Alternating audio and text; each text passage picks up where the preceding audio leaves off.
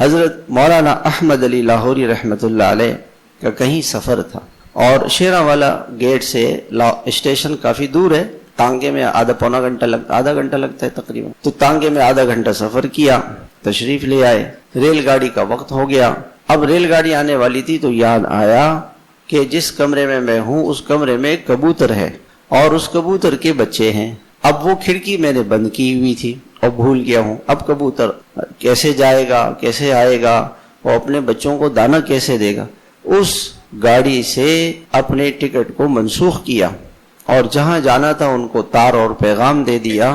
اس زمانے میں تار تھا، آج کل میسج کر دیا کہ میں نہیں آ سکتا، بعد میں آؤں گا۔ واپس گھر آئے، وہ کھڑکی کھولی، پھر گئے۔ تو اللہ کی مخلوق کو تکلیف نہ، ایسے لوگ۔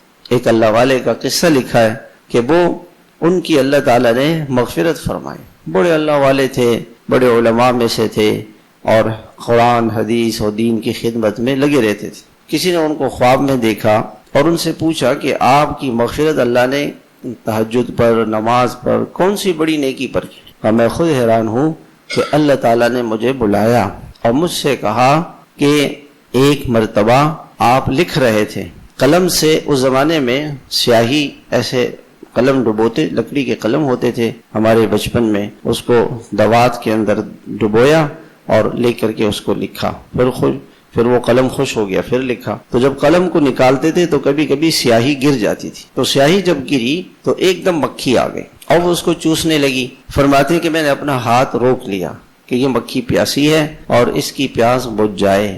میں رکا رہا، جب اس مکھی کی پیاس بجھ گئی پھر میں نے لکھنا شروع کیا اور وہ چلی گئی۔ تو اللہ تعالیٰ نے فرمایا کہ آپ نے ایک میری چھوٹی سی مخلوق پر رحم کھا کر اس پیاسی مکھی کو پانی پلایا، ہم نے آپ کی مغفرت کر دی۔